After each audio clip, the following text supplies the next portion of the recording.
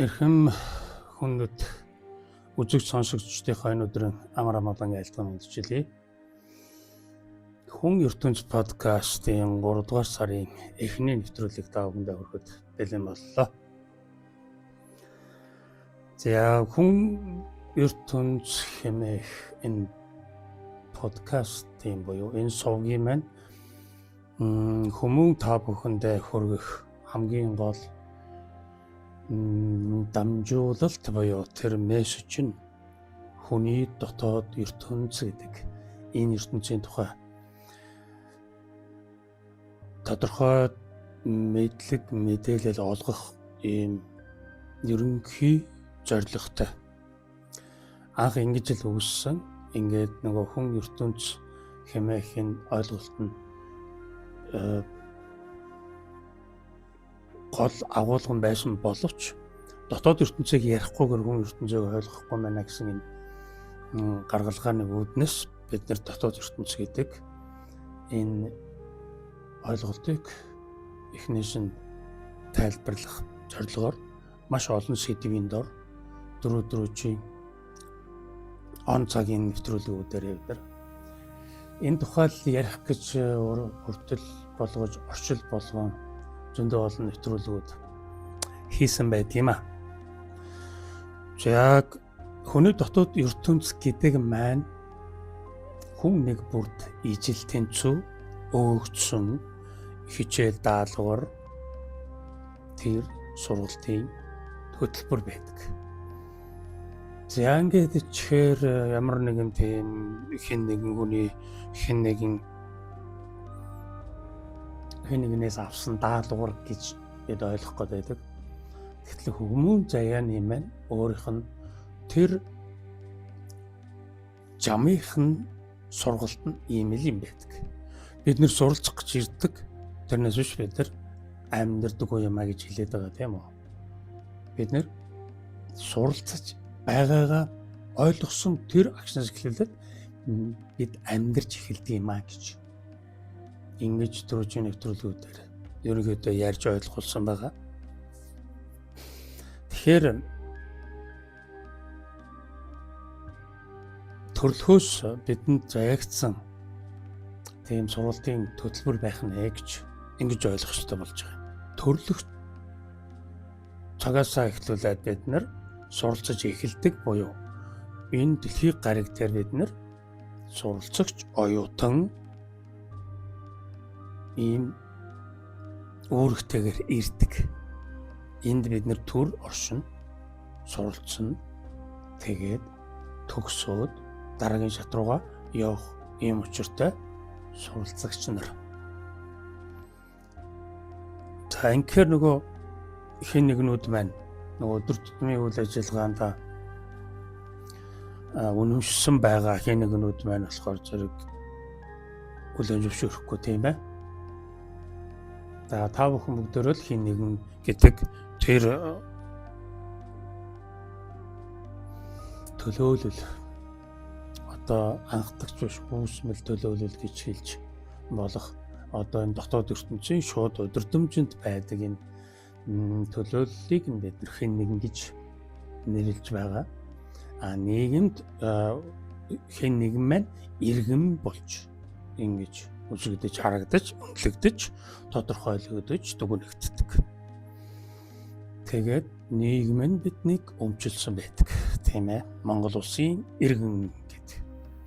Тэгэнгүүт бид нар Монгол улсын иргэн, Монгол үндэстэн ингэж явна.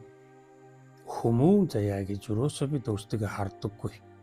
Энэ утгаараа та бүхэн хэн нэгнээрээ энэ нэвтрүүлгийн өгүүлж буй санаануудыг хэн нэгнээрээ л дүгнэх ийм анхдагч сэрэмж нь ийм л байдаг. Тэгэхээр хэн нэгэн маань дотоод ертөнцийг чинь харьяад яг хүмүүн болоогүй байгаа энэ төлөвчин шүү гэж манай подкаст тодорхой та бүхэнд хэлж өгöd байгаамаа. Дотоод ертөнц нь биднийг удирддаг. Удирдах энэ дөрвөн гол хүчин зүйлээр биднийг дамжуулан удирддаг. Тэгвэл тэр нь бодиттой бус. Бидний махан бие түүгээр дамжигдан илэрхийлэгдэж байгаа үйлдэл хөдөлгөөн. Тэр үйлдэл хөдөлгөөний үндэс угсаа болсон тэр хүртэмжүүдийг хүлээн авах тэр мэдрэхүйн систем нь бидний махан биетэй холбоотой түүгээр дамжигдаж биднэрт бодиттой хүртэгддэг ийм хүртэмж байдаг. Тэр нь дотоод ертөнцийн харьяанд орох одоо 5 мэдрэхүй гэж бид нэм сайн мэднэ тийм ээ. Үнэрлж амталж сонсох хүртэх энэ 5 мэдрэхүй маань бидний мэдэрч байгаа зүйлийг дотоод ертөнц маань боловсруулад өөрөө түүнийг эзэмшил болгон авдаг гэсэн үг. Тэгэхээр бид нар би тийм биш, би ийм биш, би тийм тэгдэггүй юм, би ингэдгийн гэдэг тэр нөгөө хин нэгний тэр бодол түүгээр дамжигдсан өөрийн тэр үзэл баримтлал нь одоо таныг тодорхойлохгүй байна гэж ингэж ойлгох нь зөв хэрэг байгаа юм. Тэр нь дотоод ертөнцөөс бид нэр гараагүй буюу дотоод ертөнцөө танаагүй, дотоод ертөнцөө бид нар мэдээчгүй байх үеийн үйлдэл хөдлөл тийм байдаг. Тэгэхээр энийг нь бид нар хүлээн аавна. Тэр хүн энийг мэдээгүй байна. Энийг ойлгоогүй байгаа учраас ингэхээс өөр аргагүй гэж хүлээж авна. Та өөрөө хүлээж авах нь хамгийн чухал. Гадны ямар нэгэн хүн амьтан одоо таныг хүлээн зөвшөөрөөд одоо энэ аргагүй те одоо жоохон сэрсэн хүн болохоор таныг ойлгоод аргагүй энэ тэр одоо дотоод ертөнцөө мэдэж ойлгоогүй байгаа хүн ингэж ярихаас яах вэ гэдэг. Ингэж хэлж байгаа нь гадны одоо жишээ нь ингээд сэрэмжлэхтэй хүний дүгнэлт бол танд ердөө хамаагүй зүйл. Хамгийн гол нь та тэндээс юу мэдрэх учиртай байна уу гэхээр энэ дотоод ертөнц гэдэг маань яг юу вэ гэдгийг нь судалж эхлэх тухай санаа юм. Та бүхэнд хэлээд байна тийм ээ. Хүн нэг бүрд ижил тэнцүү өгөгдөөтэй байгаа гэж байна. Энэ дотоод ертөнц гэдэг энэ ертөнц маань хүн нэг бүрд өгөгдөөтэй байдаг. Хүн нэг бүрийг арьс үндэс угсаа гарвал харт шар цагаан энэ харьс энэ бүхнээс үл хамааран та хүмүүн зайд иржил байгаа бол тэр сүнс суралцах гэж ирсэн байдаг. Тэр суралцахын тухайд энд тодорхой хугацааг өнгөрөөдөг. Тэгэхээр хүн нэг бүр одоо дэлхийд 8 тэрбум гар буй хүн байна гэж байна тийм үү? 8 тэрбумуула яг ижил дотоод ертөнцийн сургалтын хөтөлбөртэй. Энийг шууд хүлээн аваад ингээд ойлгочих, мэдчих энэ хүлээн зөвшөөрөх ийм шаардлагатай байдаг. Тэгэхгүйгээс ингээд олон үзэл баримтлал, олон санаа оноо, олон тийм ургалж үзлүүд уралдаад л байна.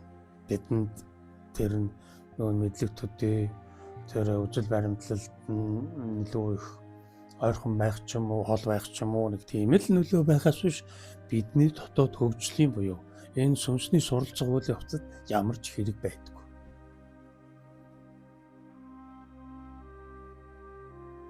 Таны дотоод ертөнц өөрт чинь ирэхгүй бол та хичнээн их мэдлэг мэдээлэлтэй байгаад хичнээн их сурч боловсроод гадны буюу өөрийн тархины хэмжээнд та ямар өндөр боловсралтай болоод энэ ямар ч хэрэггүй. Энэ бол хатуу үнэн. Таны дотоод ертөнц таны мэдлэлд ирэх нь таны хүн болж төрсний чинь хамгийн ихний баяртамч тэмдэглүү штэ. Тийм сэрэмж сэхэний энэ амт. Энэ амтыг мэдрээгүй, энэ амтанд дурлаагүй өөний учир холбогдол түүнээс улбаатай хүмүүн заяаны гайхамшигт боломжуудыг нээн илрүүлэх энэ хэрэг явдал нь бидний амьд буюугийн утга учир түүнтэй холбоотой бүх агшин хорон бүрийн үйл явц нь амт шимттэй түүгээр дамжигдаж бид нар хөгжиж уртай юм байна. Бид хөгжихгүй байгаа. Хөгжил гадна талд явагддаггүй. Энийг манай үзэгчид сайхан болгоогоод тунгаах хэрэгтэй. Гадна талын хөгжил явагдахгүй. Гадна талд хөгжил явагдаж байгааг одоо Европын орнуудын үйл ажиллагааны эхлэлтэйгээр энэ дэлхийд дахин тэр хөгжүүлэх гэдэг энэ асуудлуудыг гадна талд авчирч тавьсан. Өөрийнхөө гадна талд хөгжил байдгаа гэдгийг шууд хүлээн зөвшөөрч өгсөн. Энэ нь даган дуурайсан, үзэгдэж харагдаж буй зүйлийг сохроор дагаж дуурайсан хэлбэрээр бий болсон. Ийм хөгжил хэмээх материаллык энэ үйлдвэрлэлийн буюу материаллын зохицолоор энэ тухай ойлголт нь хөгжил биш байсан. Энэ бол биш юм аа гэж. Одоо эхнээсээ хүмүүн төрлөختөн буюу захиалгын ухаалууд нь одоо ойлгоод анзаараад эхэлсэн байна л да. Суурин иргэншил гэдгийг хэлж байна шүү дээ. Нэг өсөндөө тийм ээ. Хөгжил гэхээр суурин байх юм аа гэж. Тэгээд одоо нүүдлэж байгаллаг энэ шин чанараар хөгжин гэж бол байхгүй. Энэ бол хоцрогдсон зүйл. Хөгжил бол ингэж хөгждөг юм а гэд ингээд Европын холбооны орноос эхлүүлээд одоо энэ Англи гэдэг энэ нэг том орн маш олон төв дэлхийн улс гүрнүүдийг соён гэгэрүүлэхийн үйл ажиллагааг эрчимтэй явуулсаар өдий хөрсөн байдаг. Түүнийх нь холбоотойгоор мөн энэ одоо Европын тэр Франц, Герман гэх тэргүүтэн улсууд нь энэ суурин иргэншлийг маш бодтой, тодорхой, үнэмшилтэй зохицлоо бий болгосон. Гэтэл энэ нь нэг хөгжлийн хэлбэр гэж хэлж болох боловч жинхэнэ хөгжил гэдэг зүйл бол энд явагддаггүй, буюу энд байдаггүй юм а гэж. Одоо энэ хөгжил гэж хэлэхгүй гадна гадаад орчинд буй болж байгаа зүйлс нь хөгжил биш. Энэ бол тав тух тогтой байхын үүдэлтэй тийм л бүтээн байгуулалт. Тэрнээс энд бол хөгжил бол байдаггүй. Хөгжиж байгаа юм шиг бид харагддаг тийм ээ. Маш сайхан тэгээд тавлаг тухлаг жим шиг ингээд юм их сайхан тийм деважин шиг орчны бүрдүүлсэн сайхан газар орнууд байна. Гэвч тэнд очиод тавлаг тухлаг байгаад тэнд деважин шиг байгаад тэнд амар амгалантай болчдоггүй. Нэг хэсэгтээ хуурм эхлэгдэн л дээ мэдээж тийм ээ. Инхээр гадаад ертөнцид буюу нийгэмд хөгжил явагддаггүй гэсэн юм үнцэн ойлголт босоод ирж байгаа юм. Гадаад орчинд болвол амьдралын туршлага түүнээс бий болсон энэ ахуйн соёл яваад байна. Энэ ахуйн соёлыг бид нэр үлэмжлүүлэн, залгамжлан маш сайхан дэлгэрүүлээд аваад л явах учиртай. Одоо Монгол үндэсний уламжлалаар ярихад бол бид нар бол яг жамын дагуух энэ ахуйтай. Жамын дагуух ахуйгаа бид нар уламжлан өвлөж авч ингэж үлдэж байгаа нь өөрөө одоо цаг үед буюу ирээдүйд хамгийн эерэг, хамгийн хүнлэг, хамгийн зөв байгаллаг замын дагуух ийм ахуй байх болно. Ингэж тоожогдно, ингэж үнэлэгдэнэ, ингэж буцаад бидний үнц нь өснө. Энэ нь угаасаа замын дагуух болохоор зөв юм. Энд ихтэй хөгжил биш. Энэ бол зүгээр уламжлал, ахуйн соёл. Хөгжил бол ерөөсөө гадна талд явагддаг. Хөгжил зөвхөн дотор явагдах учиртай. Сүнс хөгжих гэж ирсэн байдаг. Товчхондоо ерөөсөө л юм. Та хөгжиж болно тийм ээ. Янз бүрийн боловсрол, мэдлэг, мэрэгжил тэгээд одоо энэ урлагийнхан байна уу? Энэ соёл ахуйн энэ хөгжиж одоо энийг ингээ хөгжүүлээд улам хөгжөөд явж байгаа юм хэлбэр байж болно. Тэр нь одоо бид нар хөгжил гэж хэлж байгаа боловч яг тэр нь дотоод хөгжлийн хажууд бол хөгжил биш. Зүгээр ахуй нэгэн агсан дэвшсэн тийм тогтолцооны хэлбэр байгаад байгаа.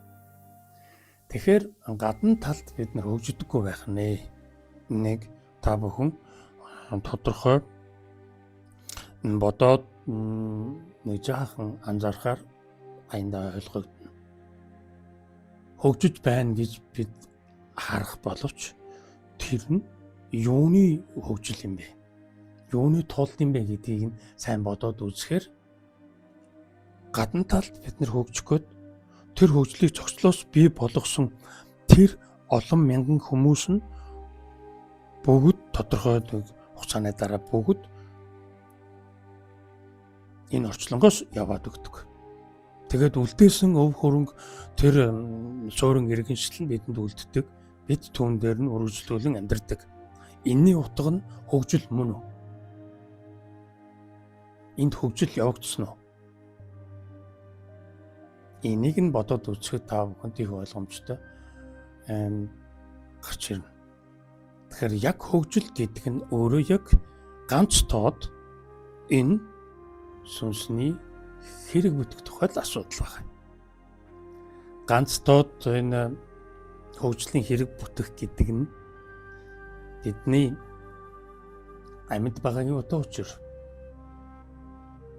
хөгжиж байгаагийн утга учир, хөгжих гэж яваагийн утга учир, хөгжиж байна гэдгээ хүртэнхэн мэдрэнхэн энэ амгалан жаргаланд уусаж умбах энэ гэгэрлийн мөн аясан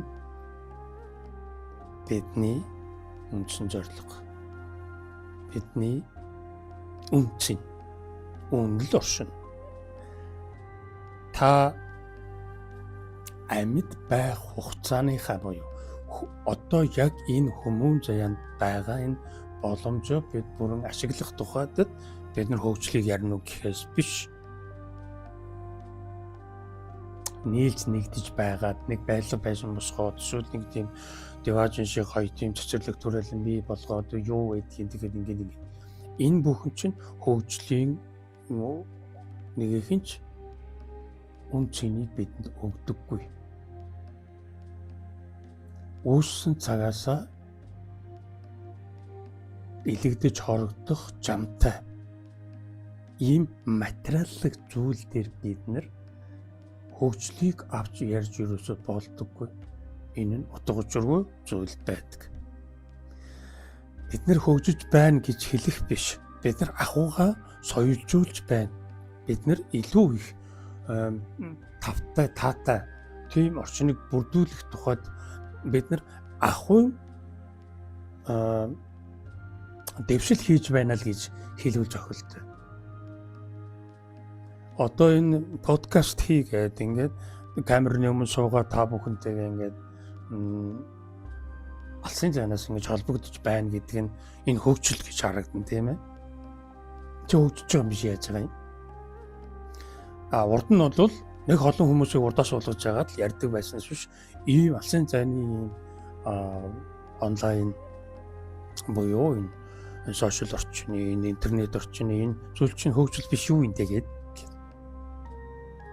энэ хөгжил мөн гэж хэлвэл юуны тусад юм? Тэ? Юуны төлөө энэ хөгжсөн? Энэ асуултанд эргээд бид нар хариулах ёстой бол. Энийг хөгжил гэж байгаа юм бол тийм ээ. Одоо энэ цахим орчны хөгжлийг бид хөгжил гэж байгаа юм бол энэ хиймэл ой санамжийг бид нар хөгжил гэж байгаа юм бол энэ нь юуны тулд юм?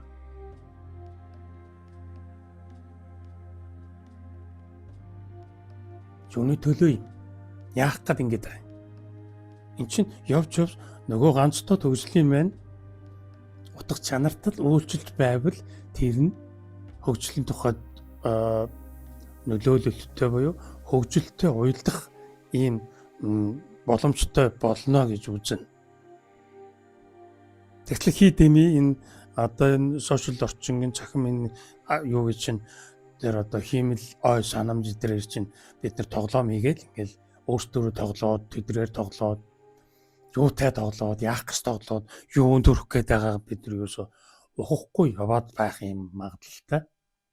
Тийм учраас хөгжил чинь тэнд явдаг юм, энд явдаг юм гэж ингээд заагалж хэлэх юм шаардлага зүйлсээр гараад байгаа юм. Дотоод хөгжил гэж байна уу гэхээс гадаад хөгжил гэж байдаггүй гэж шууд ойлгох хэрэгтэй болгоно шүү дээ, тийм ээ. За тэг энийг та бүхэн сонсоод авлаа. Тэгээд өнөөдөр та бүхэн юу гэж боловсруулах нь одоо таны өөрийн хэрэг.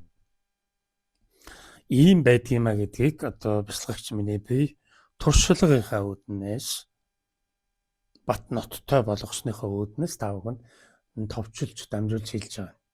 Та бүхэн үнийг сонсож хүлээж авч чадвал ядаж хүлээн зөвшөөрвөл таны дотоод хөгжилд маш бага чигсэн нэмэр болох юм учиртай. Дотоод хөгжил нь чухал. Тэрнээс гадаад хөгжил бидэнд суралцаж хөгжих энэ богинохон хугацаанд бидэнд ямар ч үр дүнгүй ач холбогдолгүй хийдэмий цаг барсан ийм зүйл болж хувирдаг.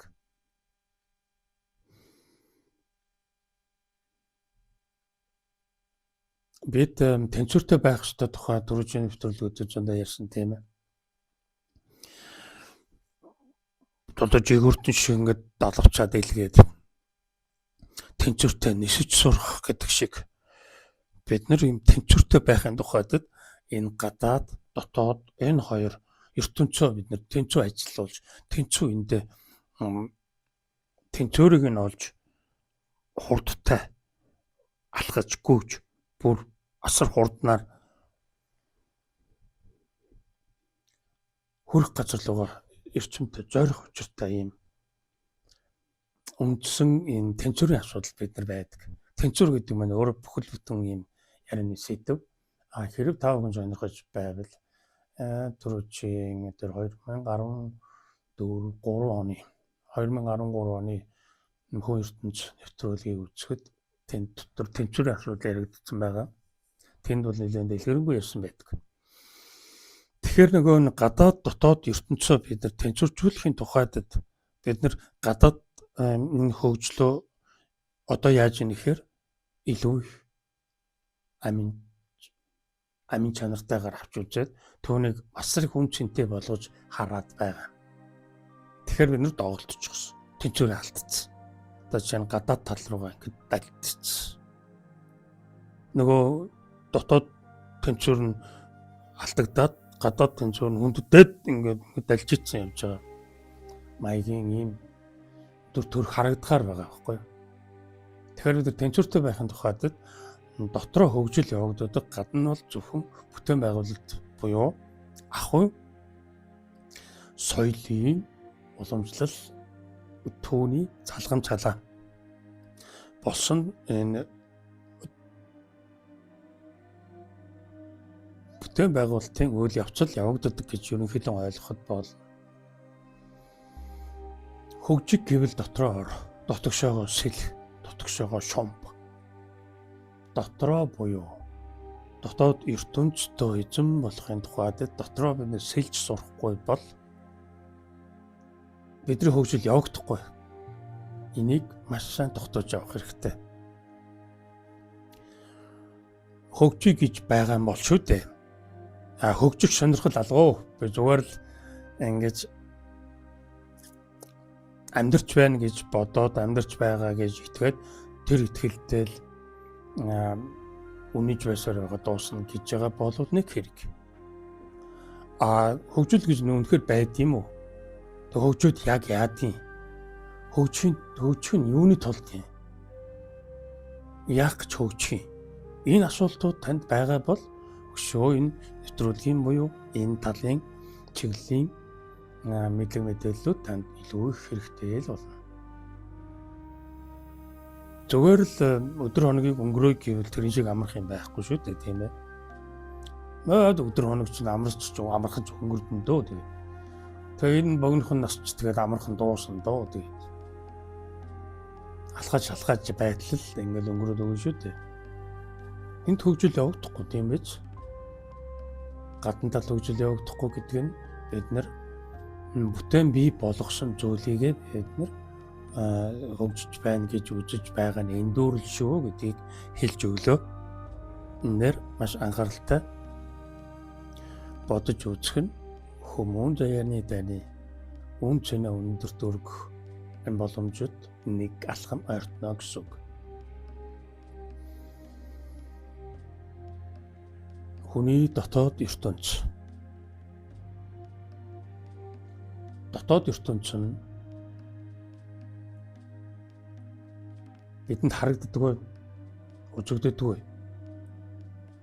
баригддаг бай, зөвхөн мэдрэгддэг. Тэр нарийн хүртэмжээр хүртэгддэг. Тийм сиймэн ахгүй. Сиймэн сүүмэн ахгүй. Тэгэхээр бид нар түүнийг барьж авахын тухайд нэлээд нарийн төвшний хараатай болох учиртай байгаа юм. Дотоод ертөнцийг олж харахын тухайд бид нар дотоод хараага хурцлах учиртай буюу дотоод нүд маань хараа орох учиртай. Энэ тухай бид маш сайн болгох ёстой. Махан нүдний язгуураар болов бид юу ч олж хардаггүй тухай бид түрүүн ярьсан байгаа. Дотоод хараа маань бид ажиллагаанд орох учиртай. Тэр дотоод харааг бид нар яаж ажиллагаанд оруулах вэ гэдэг нь бидний мэдлэг, ойлголт, тэгээ түүгээрээ дамжсан мэдрэмж, түүнийг задлсан ухаарл энэ бүхнээс цогцлон бий болж таны ганц тод энэ ахуй дээр бий болж бүрэлдэж боловсрох учиртай. Таны дотор боловсрох учиртай. Олон мэдлэг байна. Олонч туршлага байна. Олон энэ дамжуулалтууд бидэнд байна. Шашны болоод шашны бус мэдлэг мэдээллүүд биднэрт хангалттай бий. Түүнээс биднээс оролцож, түүнээс бид нар мэдлэгжиж, тэндээс бид нар авах гэхийн ухааныг ажилуулсан байж дотроо оруулан боловсруулах юм л учиртай. Энэ боловсруулалт нь өөртөө ажиллаж байгаа энэ үйл явц нь бидний дотоод хараа маань, нүд маань хараа орох энэ боломж. Өөртөө ажиллана гэдэг маань чимээгүй дотогшлно гэсэн үг байна.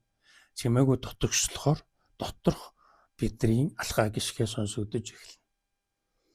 Бид дотроо алхаж яваагаа бид мэдэрнэ. Хаашаа явж байгаагаа бид харна. Явж байгаа зам маань харанхуй байвчиг бид өөртөө дотоод гэрлээ тусган барин тэр дотроо бид алхаж түүн дотроо бид өөрийгөө замчлах ийм л учиртай. Ингэж байж сая бид нар дотоод ертөнц хэмээх энэ ертөнцийн тухай ойлголтоо олж таних буюу энэ мэдлэг, энэ ойлголт түүгээр дамжсан мэдрэмжээрээ бид нар сая түүнийг энэ чинь байдаг зүйл байна. Хүн бүхэн энийг олж харах, хүн бүхэн энийг таних, мэдрэх юм боломжтой. Ягаад гэвэл та хүмүүн заяатан буюу та хүн төрөлд ирсэн сүнс учраас та зайлшгүй заавал дотоод ертөнцтэй байж байгаа. За дотоод ертөнц. За энэ дотор юу болд юм бэ? Дотоод ертөнцийг яаж харах юм бэ? Юу юм бэ? За хамгийн товчхоноор тайлбарлавал дотоод ертөнц 4 юм уу шаттай буюу 4 төлөвт юм хуваагддаг. За хамгийн эхний илд баригддаг төлөв нь бодол. Бид бодлыг бодиттойгоор харж чадахгүй, бодлыг барьж авч чадахгүй. Бодлыг бид нар тэрвэрэд, бодлыг бид нар үнсээд, бодлыг хэн нэгэн рүүгээ бэлэг болгож өгөөд байж чадахгүй. Энэ нь бодиттой зүйл биш. Гэхдээ энэ нь дотоод ертөнцийн маш бодиттой зүйл. Дараа нь сэтгэл. Сэтгэлийг бид тэртээ маш сайн мэднэ. Ягаад гэвэл бид өнөөдөр хүртэл хүн гэдэг чинь сэтгэлийн амтан гэж эндүүрэн андууран ярьцгааж л байдаг. Тэгэхээр бид нар сэтгэлтэн байхад илүү их ойрхон байх заяатай. Тэгээд түүнийг бид нар таньдаг, мэддэг, ойлгодог юм шиг ингэж төсөөлдөг. Дараагийнх нь сэтгэхүй.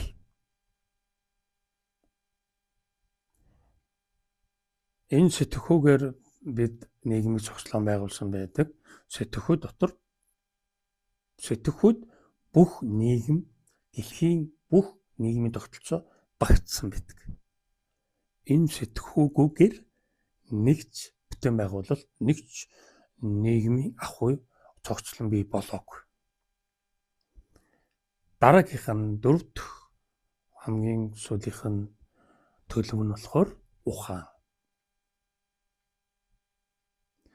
Энэ 4 төлөв бол бидний 4 шиг баригддаг, тодорхой болдог, энд өвддөг, өвчлөдөг энэ зүйл бол байдаг. Түүнийг бид барьж авч чаддаггүй учраас буюу тэр нь бодиттой биш гэж хэлж болох ийм шалтгаантай байдаг учраас бид нар маргалдах бүрэн боломжтой зүйл.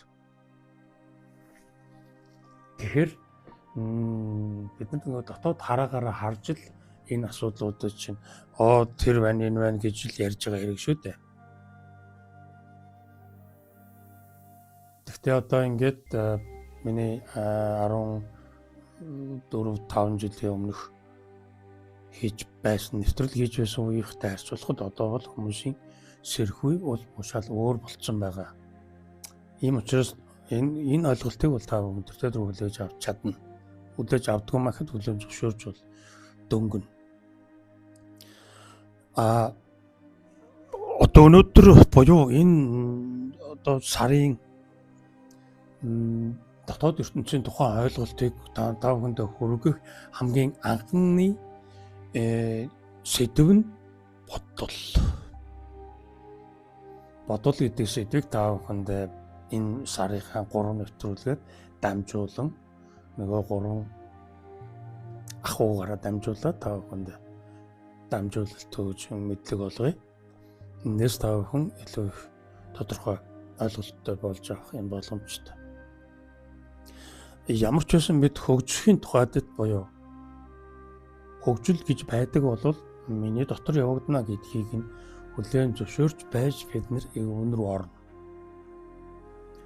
Тэгэхгүй болвол бид нар зүгээр сонирхсон төдийд нэг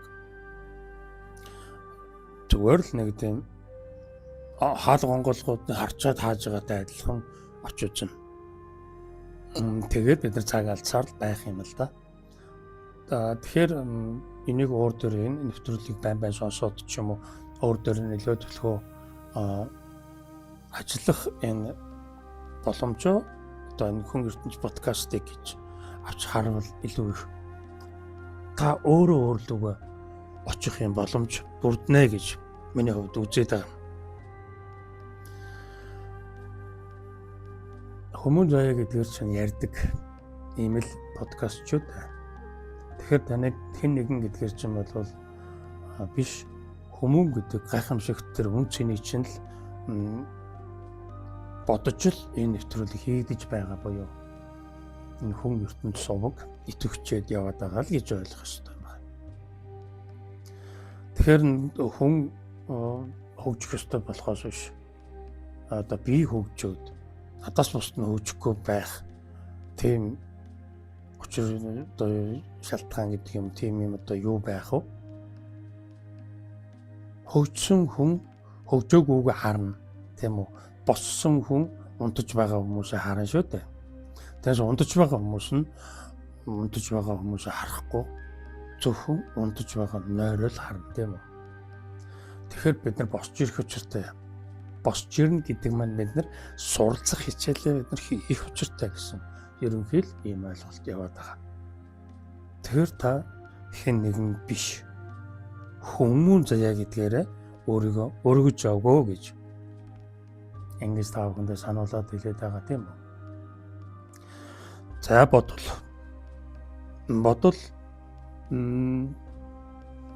бидэнд их илүү танигдсан, илүү их ойрхон, тэр илүү тийм хөдөлгөөнтэй ийм эрчим. Тэр хөдөлгөөнтэй байдаг учраас бид нар түүнийг илүү их хурдан таньдаг буюу бодолтойгоо нүүр тулахад бид нар амархан байх ийм боломж бидэнд байгааг бид нар олж хардаг. Тэгэхээр тэр бодол маань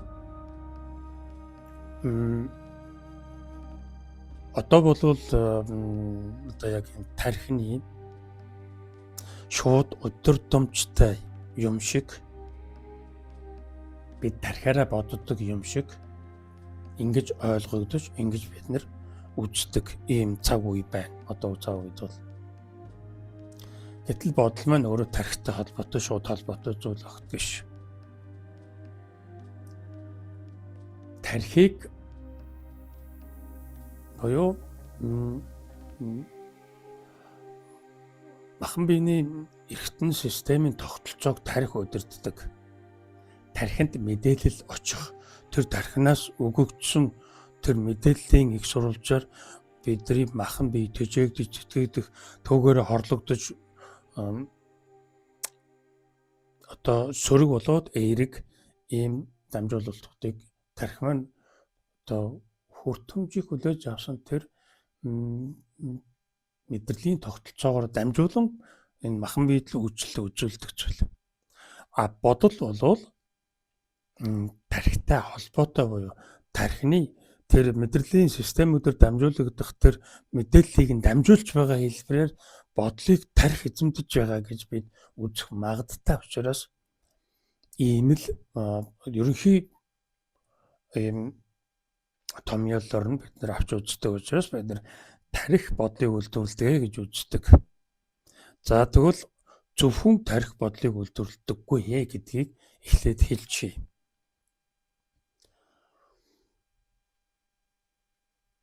Бодол 3 шин чанартай.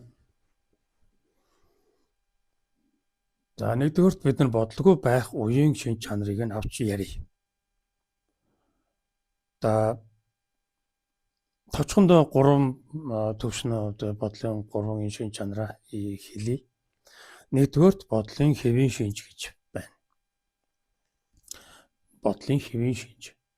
Дараа нь үүсмэл бодол. Энэ хүртэмжийн ахуйн бодол буюу товчхон хэлбэл бодол өгөө төвшин өөрийн эрхээр бодож буй бодлын төвшин, гадна хүртэмж буюу гадны нөлөөтэй бодлын төвшин гэж. Ийм 3 шин чанараар бид нар ангилж үзэж ингэж бодлыг ойлгох учиртай болдог. За бодлын хэвийн шинж гэж байгаа нь болохоор нам гүн буюу бодол үгүй байгаа төвшнийг хэлнэ. Бид нар бодлогоо төвшин гэж байхгүй гэж бодно.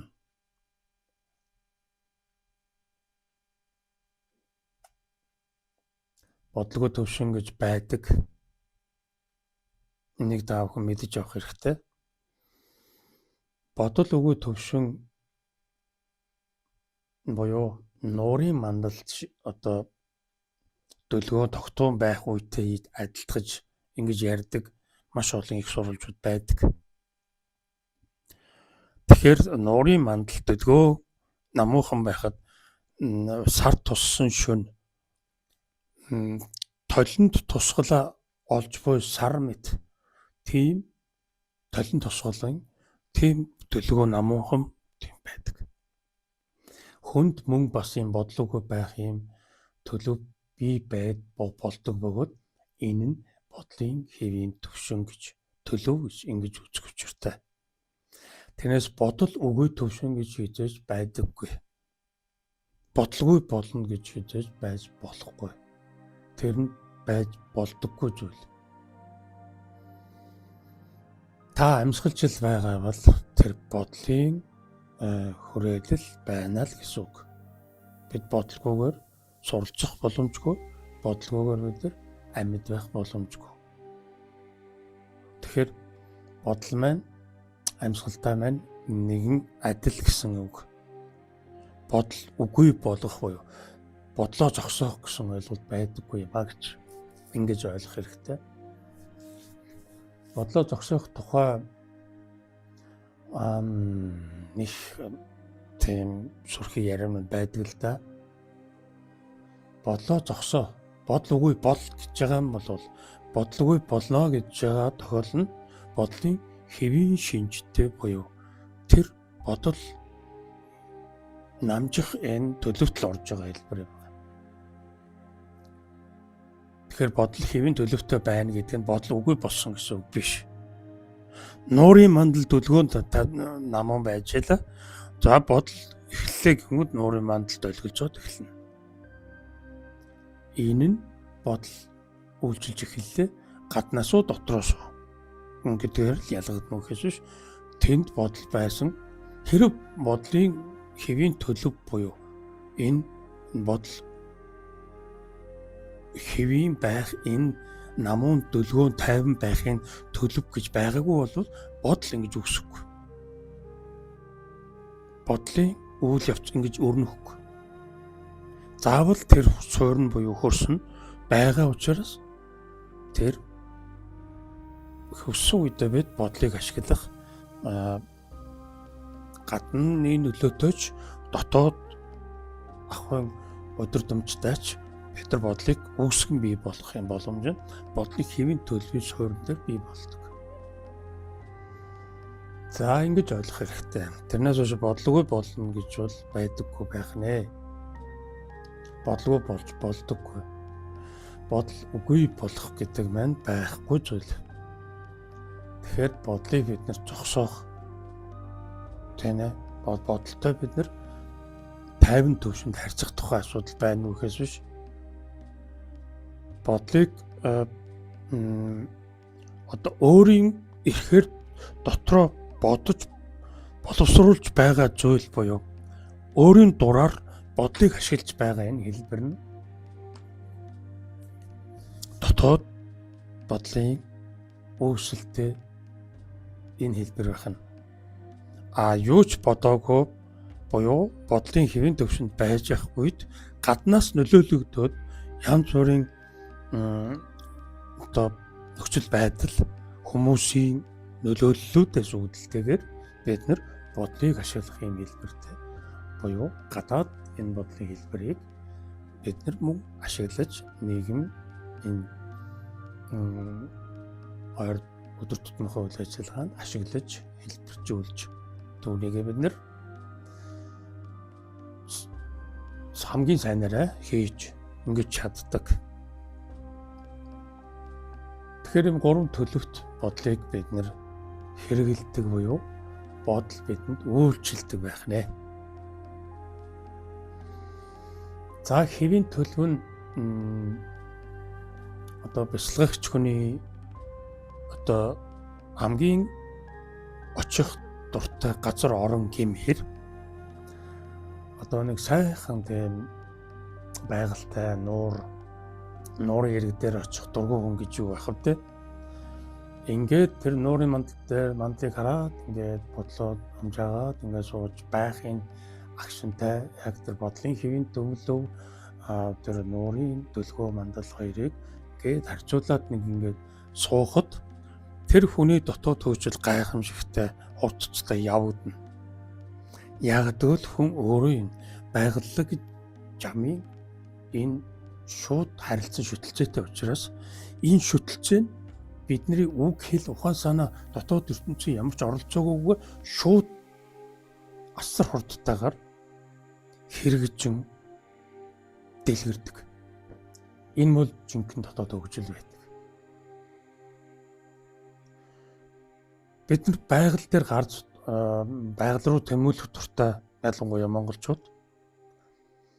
Тэгээд байгаль дээр гарч тэгээд байгалыг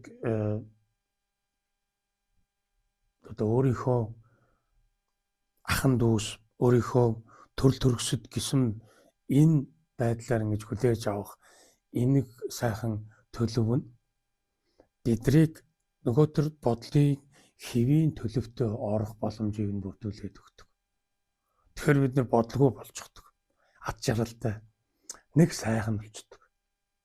Хичнээн бороо ороод хөтөн ширүүн байгаад тэгээд ингээд хэдэн өдрөөр үргэлжлэн бороо ороод тавгуурхиж байсан ч гэсэн биднэрт бодлын хэвийн төлөвтөө байх боломж бүрэн байсаар л байдаг. Элдв янзын тэр нийгэм дотор байдаг одоо агшин хорон бүрийг өмүүлж байдаг энэ бодлыг үүсгдэг энэ гадны хүчин зүйл нь тэнд тасарчдаг учраас бид нар өөрийн дотоод хөгжил рүүгээ анхаарах юм боломжтой болчихдог.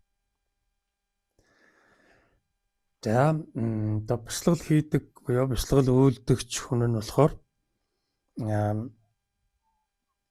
одоо нийгэм дотор тодорхой нэг юм бяцлаглын танхимаа бүрдүүлж байгаад тэгээд бодлын хэвийн төлөвтөө орох энэ бяцлаглыг хийж болдог. Тэгэхэд мөн бодлыг хэвийн төлөвт нь оруулж бид нар чадна. За энэ болох нь байна тийм үү? Бодол гэдэг нь бидний сэрэм цэхэнээс үүдэлтэйгээр бидний өдөр тутмын ирэх боломжтой зүйлийн нэг байх нэ.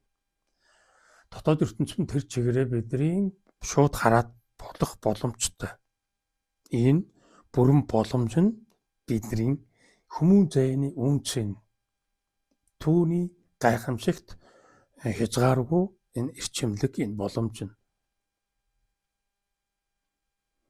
Тэгэхээр бид нар энэ боломжоо ашиглаж энэ дотоод ертөнцөө өөрийн мэдлэлд авахгүй бол дотоод ертөнцөнд бидний эзэн байсаар л байна.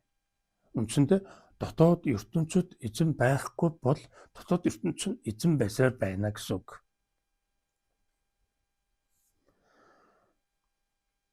Тэгэхээр яг манай урлаг соёлынхан дотоод ертөнц гэдгийг нандин авч үздэг. Энийг бас хэлчихэн зүйтэй. Дотоод ертөнцөөсөө чи нэг юм нэг хийгээд хээч гэдэг ингэдэг. Одоо жишээ нь ингээд тэр дуур тэгэл жүжиг драм энэ бүхэн чинь дотоод ертөнцийн тэр дотоод энэ ертөнц чинь гарч ирэхгүй байна штэ гэж ингэж найруулагч нарын загнаж түүнийг татаж гаргаж ирэх юм ажиллагаа хийдэг. Тэр нь нөгөө дүрийнх нь доторх тэр жинхэнэ амилсан чанар л гарч ирэх учиртай тэр жүжиглэлт байх болохоос биш. Миний ярьж байгаа энэ дотоод ертөнцийн тухай асуудал огт биш шүү гэдгийг ялган салгаж ойлгох хэрэгтэй. Тэгэхээр энэ зураач нар ч мөн адилхан яг дотоод энэ эрчмээрээ би зурсан юм а гэж хэлдэг юм зураг бүтээлүүд нь байдаг. Гэвч тэр зүйлийг үйлдэхийн тухайд буюу ямарваа нэгэн бүтээл тойролтыг ил гаргахын тухайд тэр дотоод хүчээ ашигласан байна гэсэн юм санаа юм. Тэр дотоод хүчээ ашиглахад тэр бүтээлч чанар бий болоход энэ дотоод ертөнц бол ямар ч хамаагүй зүйл. Нэгэн үг нь баригдаад байгаа буюу дотоод ертөнц гэдэг нэг л үг хэлэгдээд байгаа болохоос биш. Яг энэ дотоод ертөнцийн яг мөн чанар нь бол одоо тэр бодол сэтгэл сэтгэхгүй ухаан энэ дөрвөн төлөвт хамааралтай зүйл гэж ингэж ойлгох нь илүү бидэнд хөгжлийнхаа гараар төтлөхөд илүү ойр амар болно. Бидний дотор чин сэтгэлийг гэж бид бэлдэг тийм ээ. Чин сэтгэлээсээ бусдад гүнээсээ гэдэг. Энэ нь бидний үнэн байдаг. Зан характерын тэр төлөв чанарын тэгээд энэ хүмүүжлийн боловсролыг энэ бүхний чинь зангидсан тэр гүнлэнд нь байдаг зүйл нь үннээсээ гарч ирэхээр хүн тэгж хэлдэг. Энэ нь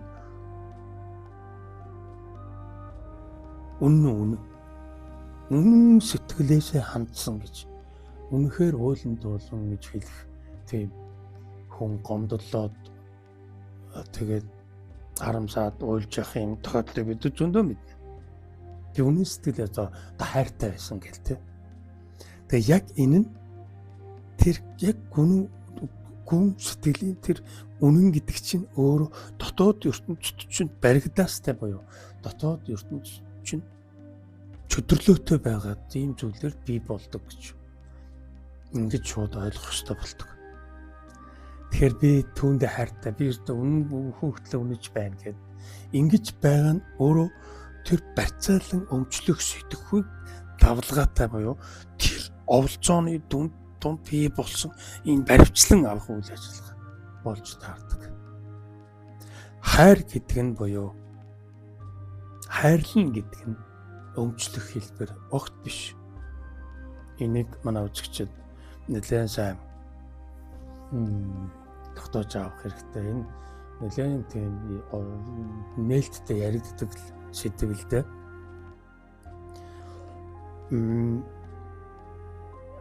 Дотоод хөгжил гэдэг маань өөрөө дотоод боловсролтой холбоотой өсөж дэвжих юм дотоод соёлын тухай асуудал байна. Тэгэхээр бид нэг гаднаа соёлтой байж болох ч дотоод соёлтой байх тухай асуудал нь орхигдсон байдаг. Энийгээ бид ухаж ойлгоод тэр дотоод соёлыг бид бий болгох учиртай байгаа. Тэхийн тухайд бид дотоошоо шумбан гэдэг байгаа. Тэгээд дотроос сэлж сурахын тухай гэж яриад байгаа. Дотроо бид эзэн болохгүй бол бид эзэн соёлтой байх гэж чадахгүй. Хиймэл дүрл хэсэг нь. Хиймэл дүр эсгэх тийм гой хувцлаад явах гэдэг чинь төр зургийн зүйл шүү дээ, тийм ээ. Тэгэл гэртээ орж ирэлж дахиадгаараа байгаал тэгээд явах гэж хамаг юм тайлж хайлж. Тэгээд нэг шийдэлтэн замаагүй ингээд байж захтаа бид нар илүү өөрөөрөө байдаг. Энд бол одоо гадна талын үзмж энэ юмд нь тодорхой хэмжээнд буюу тодорхой хугацаанд ингэж үйлчлэлээ үзүүлэхийн тухайд л тийм байдаг болохоос биш.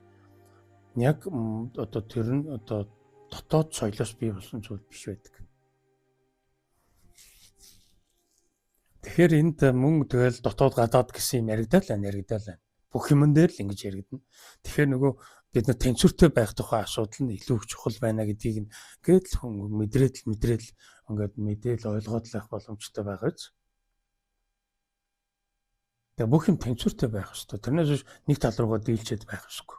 Одоо жишээ нь ингээд хит их одоо гэгэрлийг хүсэмжилсэн тэгээд энэ номын ёсыг чухалчилсан ийм хүмүүс нь болохоор нөгөө тал руугаа ингэж тэнцвэр алдчихдаг.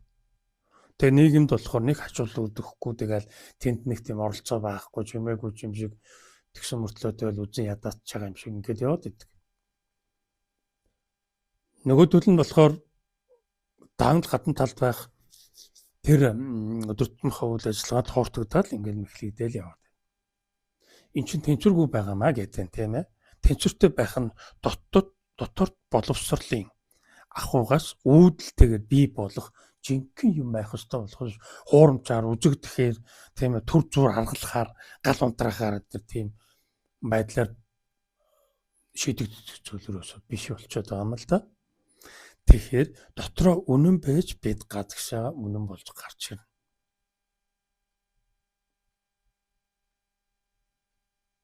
Тэгэхээр ямар ч тохиолдолд бид нар ямар ч мэдлэг мэдээлэлтэй ямар ч мундаг сурах хүн болоод нэмэргүй байх нэ гэж ойлгох нь байна, тийм ээ. Ямар ч хэрэггүй цаг барсан юм хийнэд гэсэн үг. Мундаг хүн болох гээд яваад байвал гэсэн үг. Тэгээ мундаг хүн болох гээд яваад байдагтаа биш. Бид нар ерөөсөө язгуурын их усүрийн маань тэр хөдөлгөөнт чанар нь бидэнд үйлчлээд байдаг учраас тэр хөдөлгөөнт чанарынхаа үүднээс бид нар хөдөлж байдаг энэ үйл ажиллагааг бид нар бодитжуулахын тухайд л илүү их анхаарал хандуулдаг, илүү их түүндээ цаг нараа бардаг, түүндээ хамаг төвлөрлийг бий болгодог. Тэгэхээр нөгөө дотоод гэдэг тэнцвэрээ алддаг буюу дотоод тэр хөгжил нь үндсэндээ цогсон байдалд орчдөг. Тэгэхээр нөгөө тэнцвэрээ алдаад нэг тийшээ хэлбийгэл их тэнцвэрээ алдаад байвал тэр тал руу унана гэсэн үг шүү дээ. Хэрэг босоо тэнхлэгийн чанартай хүмүүн заяад унах юм бол босч ирнэ гэдэг нь тийм амархан биш. Яг хүн босоод ирнэ л дээ. Зүгээр бодит энэ ахын биений тухайд бол зойлог гэдэг ингээл газар төшөөл босоод эсвэл хэн нэгнээс татуулаад босоод ирнэ. Тэр бол асуудал. Дотоод энэ сонслог хөгжлийн энэ гацалт, энэ зогсолт, энэ удаашрлаас үүдэлтэй уналт гэдэг бол босч ирэхэд гомн хэцүү. Одоо тийм уналтанд орсон хүнийг одоо бяцлаглалын багш тэгээд одоо замч мөрж багш нь татаж босгож ирэх гэсэн ч чадахгүй. Тэр хүн өөрөө л босч ирэхээс өөрөө ямар ч боломжгүй байдаг.